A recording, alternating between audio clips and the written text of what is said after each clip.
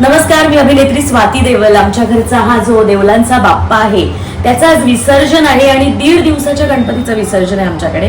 Basically Ganpati येतो म्हणेपर्यंत जातो ही खूप अगदी हृदयद्रावक म्हणतो तशी आमच्यासाठी गोष्ट होऊन जाते. कारण प्रत्येक वेळेला तो निघतो आणि डोळ्यामध्ये आमच्या पाणी येतं. बेसिकली खूप वाटतं की 1.5 दिवस नाही तर खूप दिवस त्याने राहावं आपल्याकडे.